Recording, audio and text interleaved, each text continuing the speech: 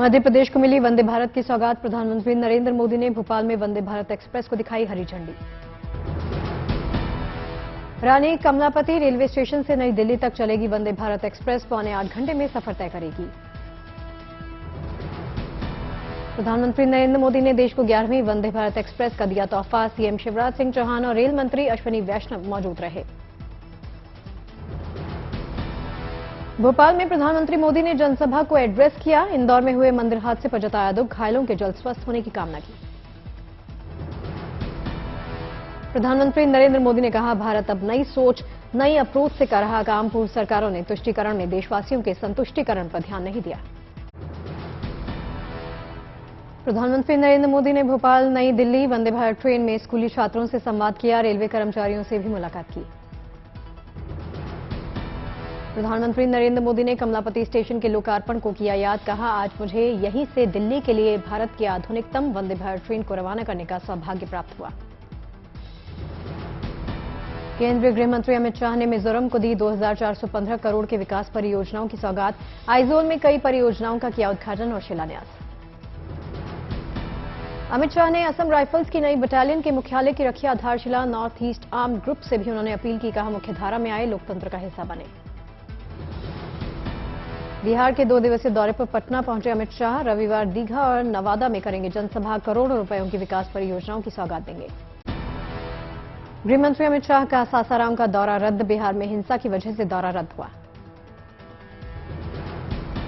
10 महीने के बाद जेल से रिहा हुए नवजोत सिंह सिद्धू। पटियाला जेल के बाहर जश्न का माहौल।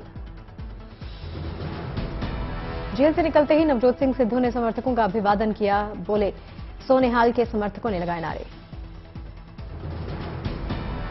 इस मौके पर नवजोत सिंह सिद्धू के बेटे करण भी पटियाला जेल के बाहर मौजूद रहे। सिद्धू को रोड रेज की घटना को लेकर हुई थी सजा।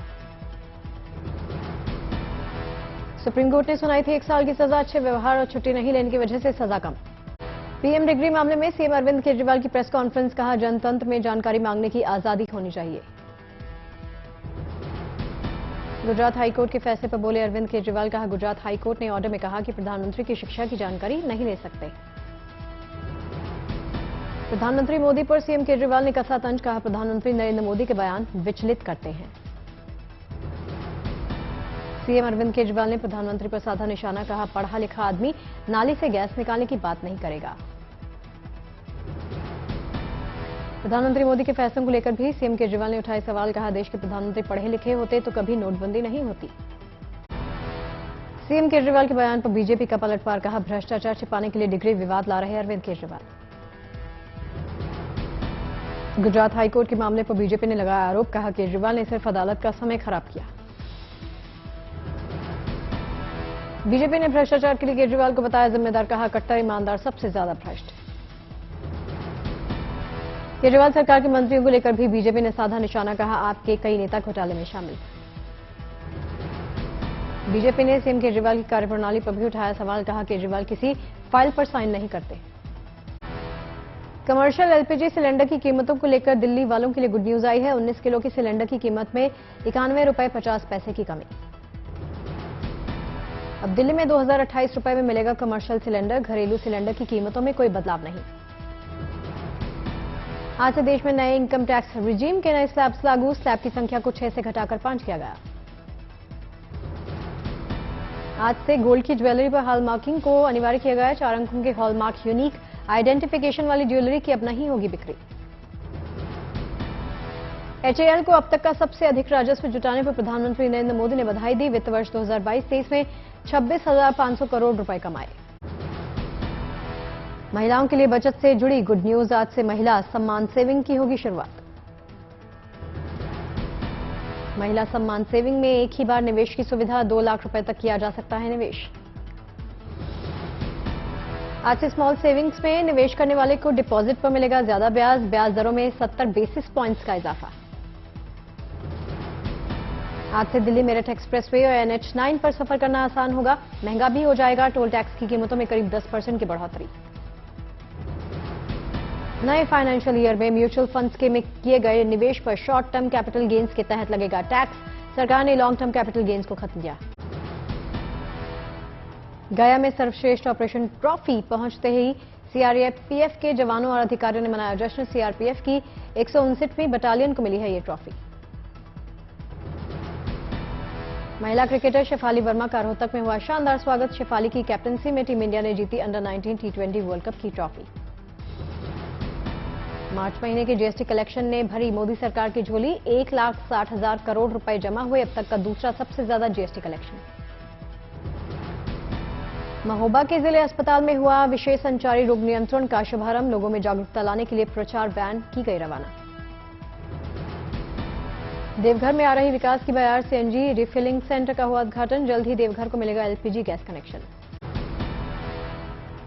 रघुपति राघव राजाराम गाने पर थिरकी नीता अंबानी। नीता मुकेश अंबानी कल्चरल सेंटर के उद्घाटन के मौके पर परफॉर्म कर रही थी। 2 बार की विश्व बॉक्सिंग चैंपियन निखत जरीन का हैदराबाद में भव्य स्वागत। फैंस ने खिंचवाई तस्वीरें। वर्ल्ड बॉक्सिंग चैंपियन बनने के बाद भिवानी पहुंचने पर गोल्डन गर्ल नीतू घनघस का भव्य स्वागत हुआ। फैंस ने निकाला विजय जुलूस। गंगोत्री नेशनल पार्क को पर्यटकों के लिए खोल दिया गया। पार्क के गेट खुलने से अब पर्यटक गोमुख, तपोवन, नेलांग, गरतांगली कर सकेंगे सैर।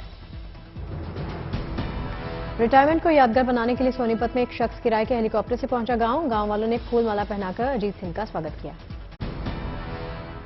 केदारनाथ धाम में नहीं रुक रहा, बर्फबारी होने का सिलसिला। कल से जारी है बर्फबारी।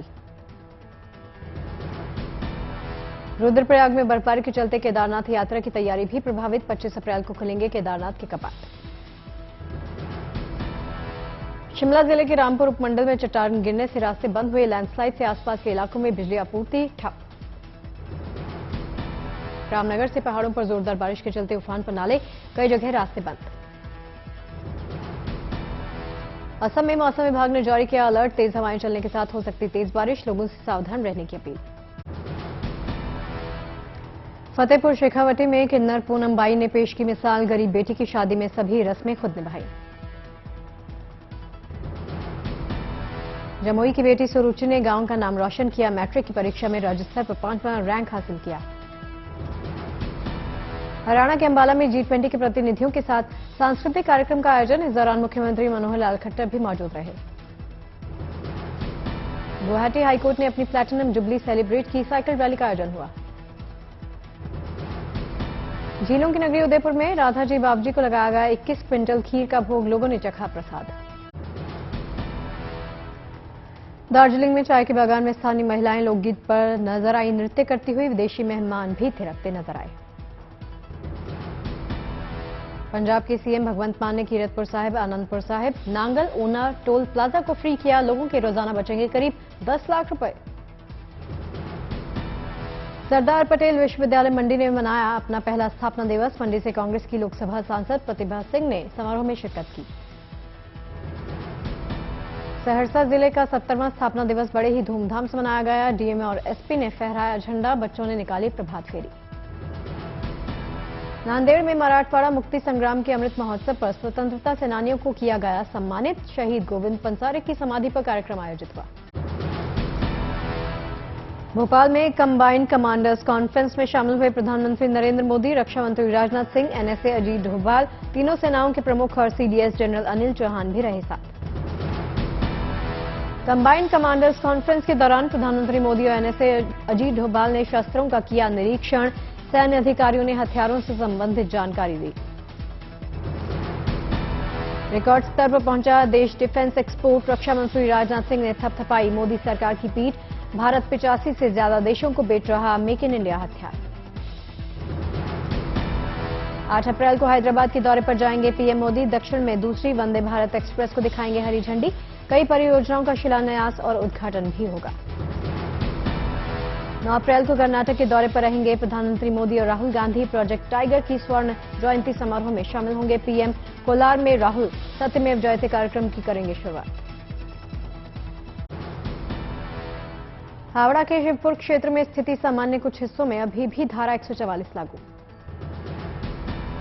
कई घंटों तक ठप रहने के बाद अब इंटरनेट सेवाएं फिर से बहाल हुई। जीटी रोड पर यातायात सामान्य। शांति के लिए क्षेत्र में पुलिस पिकेट और रिजर्व बल तैनात। जांच के लिए अधिकारियों का दौरा जारी।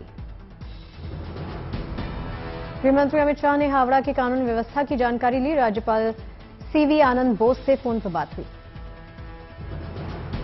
बीजेपी के सांसद जगन्नाथ सरकार ने हावड़ा मामले की जांच एनआईए से करवाने की अपील की। प्रधानमंत्री मोदी गृह मंत्री को लिखा पत्र। दंगे के बाद की आई तस्वीरें। गोदाम, किताब की दुकानें, ई रिक्शा को लगाई आग। बिहार शरीफ में लगाई गई धारा 144, बड़ी संख्या में पुलिस तैनात।